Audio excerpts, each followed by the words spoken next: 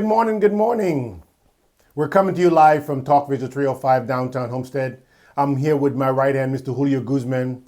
Guys, we've been coming to you live now for quite some time from our podcast studio downtown, just kind of leaving some crumbs for the next generation. So most of these experiences has usually been organic because most of the persons we've had on has always been the individuals who have done it themselves. You know, we're not bringing up anything we didn't hear or see for ourselves typically, or somebody who is in their space doing their thing. So without further ado, I would like to say, did you miss us? Good morning. I got to my right hand here, Mr. Julio Guzman. What say you, sir? How are you doing today? Hey, good morning, man. Don't forget to like and subscribe, Talk Visual 305. Help us grow this channel so we can continue to bring you really good interviews with people that are doing it at the highest level. Demetrius, we've got a great activity that's happening very soon in the city of Homestead. And as Rotarians, it's one of our biggest fundraisers. The Stone Crab Seafood Festival is back, and it's coming March 7th and 8th. Right, and it's our 8th annual too. So, you know, we've definitely, we've grown leaps and bounds. So let's talk a little bit about that. Tell us what's the purpose of hosting this seafood festival? Why do we do it? Because we put in a lot of work to make this thing happen. Well, we do it for the, you know, like Trick says, we do it for the kids, you know. We do it for the kids, you know. So definitely we're doing it because, you know, we're Rotarians. We love what we do. We make the time to do the things we want to do. So over the years, I mean, you know, as Rotarians, we've definitely fundraised throughout the year. And it's for the scholarships that we've been giving out. I mean, so far to date, over the years we started, it's almost $1 million in scholarship has been given out to the, you know, for our locals, you know. Yeah. So that's typically what it's meant for, right? But we're not limited to. So. But you know, just about every nonprofit says they give scholarships to kids. You know, what separates Rotary Club and the type of scholarships they give when compared to other nonprofits, in your opinion? In my opinion, I think that the main thing is that, you know, when we write the checks, we simply send it directly to their schools. They write us a small, an essay to why are they deserving of the fund. Then we take them out to the Homestead Speedway, which is almost you get to ride around the track, the Homestead Speedway track, which is going to be a big deal this year as well, as they're always big deal. So we have a graduation ceremony at the Homestead Miami Speedway, and they get to see their name and their picture on the big Megatron. That's right, and that huge Megatron allows them to see that. They take photos. They have a photo op. They get to go and do one more thing. They get to go as fast as they want around the track. You know, I've always wanted to do that, and I've never done it. Yeah, so I'm looking forward to this year. You know, I typically do it, but I want to do it more so this year than any other year. When you had the Mustang, were you able to cut it loose on the track? No, I didn't because I don't know if they were ready for me to be on the track. They would have hired you. NASCAR would have hired you. I had 700 horses to the wheel. But yeah, mainly this is what it's for, man. We're giving back to our community. We love our community. We love the city of Homestead. We're not going anywhere. We've been here for quite some time. Our goal is to see it, you know, be better, do better, and we wanted to put our best foot forward. But most importantly, leaving crumbs for the next generation. That's the whole reason why we do what we do. So getting back to the scholarships, one of the things that I've noticed that separates the Rotarians is the sheer amount of money that they give in scholarships. There's other clubs that, you know, shout out to them and what they do because it's all for a good cause. But Rotarians gave how much last year? Well, it was $160,000, I think, that we gave out, which was about, 40-something? 60 scholarships. 60 scholarships that was given out just last year. So we did an amazing job, and we wanted to say thank you to everyone, all of our participants that came out, all of our patrons, anyone that kind of put their hand in the jar and says, "Here, this is from me to you guys. I wanted to show some love by supporting the Seafood Festival or just donating or being a sponsor." So. Yeah, and as part of the scholarship committee member, how many applicants do you typically get in a year for those scholarships?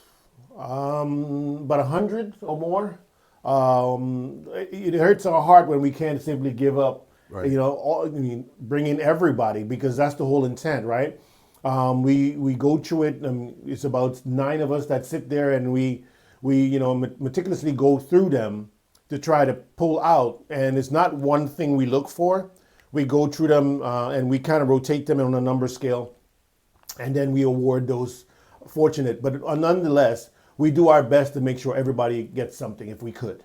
All right, so there we got the purpose of why we do the Stone Crab and Seafood Festival. Yeah. Now we can talk a little bit about, what you can expect when you go there. And for those companies or those individuals that want to be exposed, you want to expose your business to a large crowd of about 25 to 30,000 people, there are sponsorship opportunities that be happy to entertain so that we can promote your business. And again, it's all going towards a great cause as we give scholarships to these kids. Yeah. So Demetrius, what do we expect? What kind of food can people expect? Obviously, it's a seafood festival. Right. The main thing is in the theme, seafood. So mostly seafood, but we have an array of food for every palate.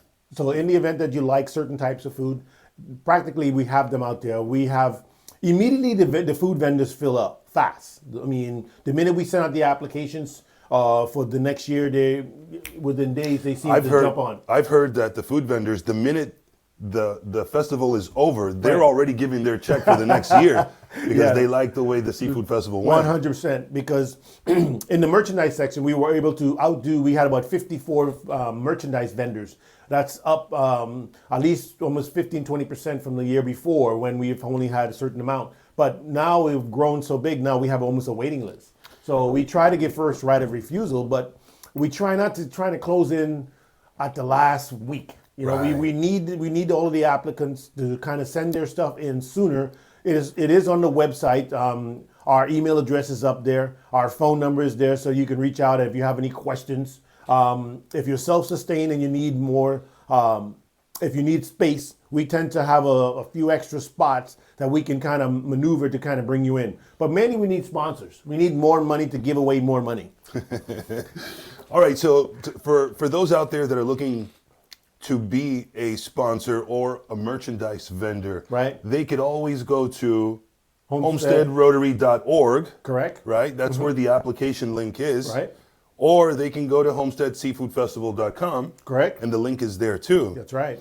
And then once they download that link, and an example of a merchandise vendor, everybody's selling merch, right? You're selling t-shirts, you're selling hats, you're selling, crafts that you made. Yep. I mean, just imagine you're at an airport. And we all know the traffic that the airport gets. So imagine that you are exposed to that style of audience. Yeah.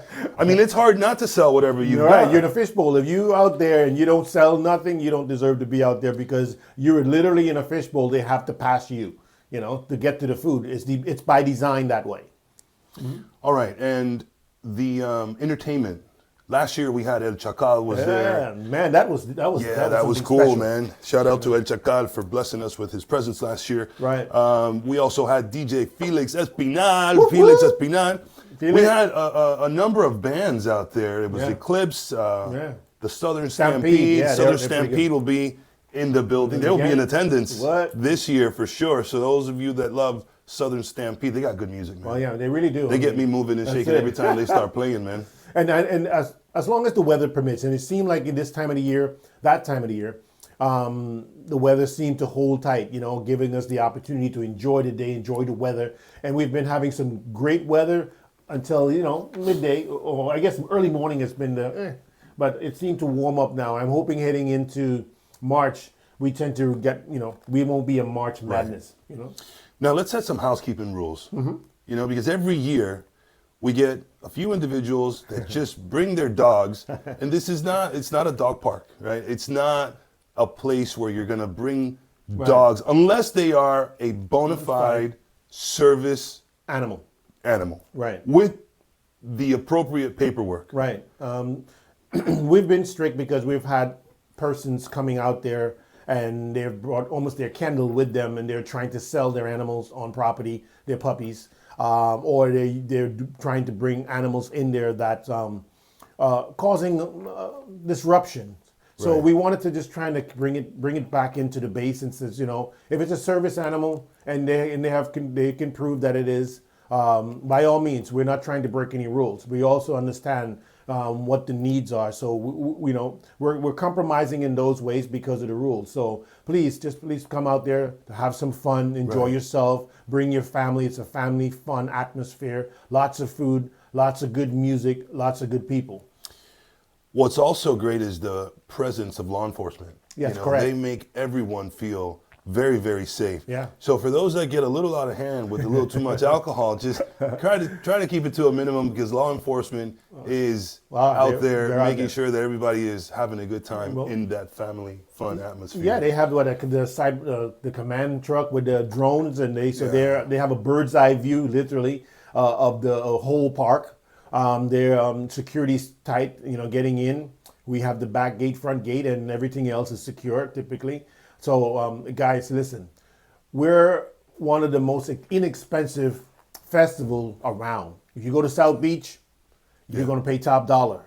Ours are on sale still, if I'm not mistaken. Early bird special. The early bird specials available. We have tumblers that we need to move. Guys, we also want you to remember why we're doing what we're doing. We're all volunteering this stuff, 100%. So we want to make sure that everybody understand the purpose of behind the seafood festival. That for us, and we're continuously growing. We need to give back, and we want to do it for the kids, the up and comers.